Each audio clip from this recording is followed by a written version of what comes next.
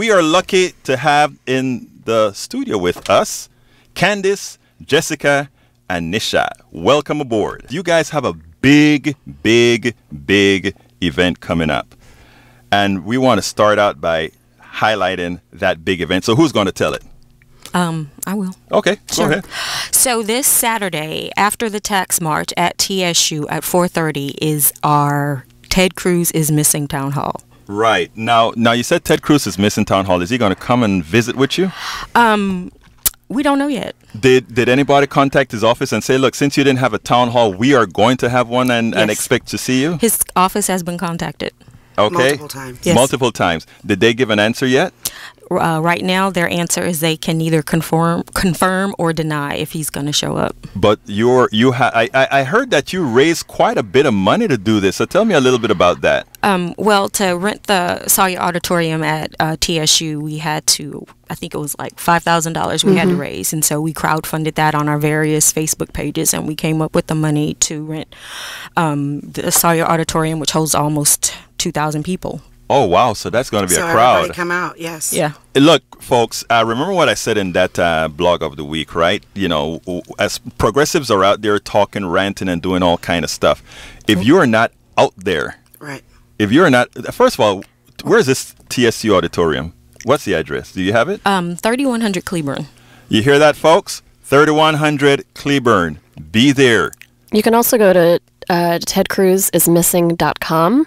I like that. And the website is set up for you to not only find directions, but it's our plea to, and this is not just about progressives and Democrats and Republicans. This is literally every single person that is his constituent. They need to realize that this man does not represent us, and that it's his time now to come and face the music. And we've invited him several times, and we'll see if he shows up. But we are prepared either way to let the constituents be heard and ask their questions. Now, when you're out there, what kind of coverage are you going to have? In other words, are you going to bring out videos and show positions that he's had and that sort of thing? What are you going to do? Yes, we have worked diligently to make sure that we are, if he's not going to be there to speak for himself, we're going to give his constituents how he does really feel on certain issues. We've got video clips that he is making it very clear how he feels about healthcare and immigration and infrastructure and health, education, all of those things that are very important to Texans. We want him to come. I can't say that enough. We want him to come and answer those questions, but if he will not show up, we will give the people what he said on video in different forms of media.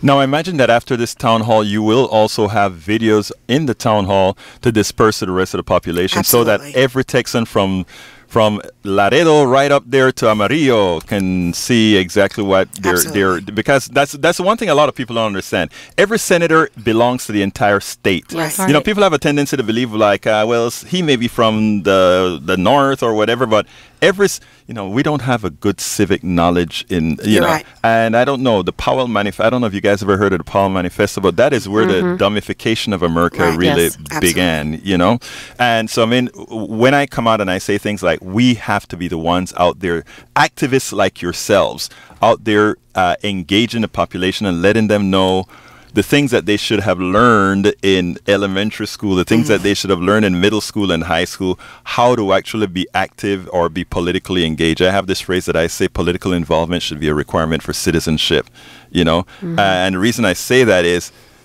you can't complain, you can't do any of this if you're not actually being we the people, and we the people mean that these guys work for us. Isn't that right? Correct. Right. Absolutely. So now tell me a little bit about, there are two groups being represented here, both Pantsuit Republic and Three groups. Yes. Show you how much I know. Okay, what group are you representing? Women and Allies. Okay, tell me a little bit about that group. Women and Allies, we focused on marginalized populations, black and brown women, all women inclusively. That does include my trans sisters. They're women, and we fight for them as well. We want to give education. We are in the neighborhoods, door to door, talking to people. Do you know this? Do you know that? Do you know where to go to vote? Why didn't you vote? Did you vote? Who did you vote for? What were the reasons? So we That's really where we spend our time, is right in the neighborhood. Mm-hmm. Now, what about you? What group are you representing? Actually, you are the founder of... I'm the founder of Pantsuit Republic Houston, yes. Tell me a little bit about it. So, PSR is an offshoot of Pantsuit Nation, which started right before the election. And we split off as a state, and then I started this chapter the day after the election. And I knew that there would need to be a place primarily for women to feel like they can go and come together and put their anger first and foremost, but also now put their newly found activism. So we are made up of almost 11,000 people. Wait. 11,000 people where? throughout Houston, and the surrounding cities. Pantsuit Republic has grown to 11,000. The state chapter has about 28,000, and then the Houston chapter has about, I would say, almost 10,900 people at this point. Now that's organizing. I mean, I knew that you guys were in La Ola. I knew you were popular and all of that, but I didn't quite realize you reached those numbers. I guess I must be right about the revolution is going. Who's going to lead the revolution? I've been saying from the beginning that women are going to change the world. Now, Nisha, we had Kandice and Jessica talk about their organization. I think it's about your time to tell us a little bit about Indivisible Houston and where do we go from here? Indivisible Houston is one of I don't know how many thousands of indivisible groups around the country, actually, that started as a movement that came out of the Indivisible Guide that was released from congressional staffers that took what the... Lloyd Doggett, I remember, right? Lloyd Doggett staffers? Yeah. I can't remember. Yeah. Is that right? Yeah. Okay. Lloyd Doggett staffers, who took a lot of what the Tea Party did when Obama was president and kind of turned it into a how to affect change in Congress guide.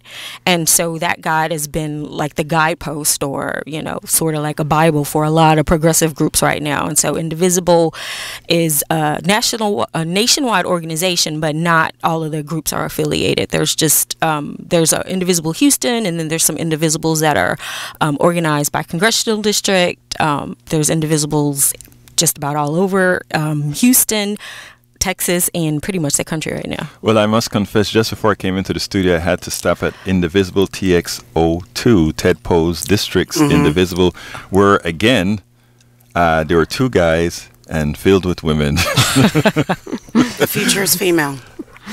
Yes, the feature is female, but we were going to still try to hang on a bit. Oh, yeah. Is that okay? Yeah. I mean, you're allies. Okay, folks, let's make sure that is clear 3100 Cleburne.